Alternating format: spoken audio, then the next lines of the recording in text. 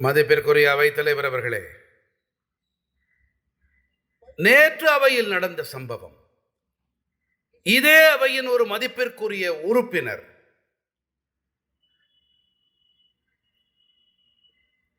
காங்கிரசினுடைய வஞ்சகமான புத்தியுடைய அருவருப்பான குணமுடைய இளவரசன் அவரை துரோகி என்று சொல்லிவிட்டாரே.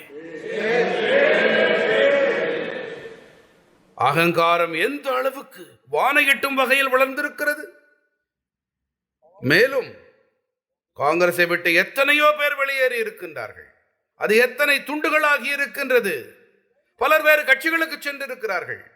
மற்ற யாரையும் துரோகி என்று கூறியிருக்க மாட்டாரே.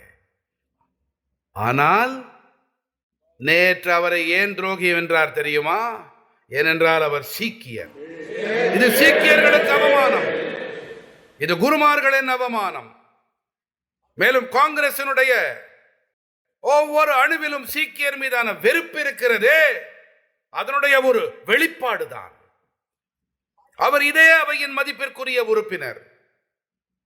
ஆனால் இளவலுக்கோ கொஞ்சமும் பொருட்டல்ல. இல்லை என்றால் இன்று எழுந்து நின்று கூறியிருக்கலாமே, நேற்று நடந்தவை இதே அவையினுடைய உறுப்பினருடைய கண்ணியத்துக்கு உகந்ததாக இல்லை, அதற்கு வருந்துகிறேன் என்று ஓரிரு வார்த்தைகள் சொல்லி இருக்கலாமே.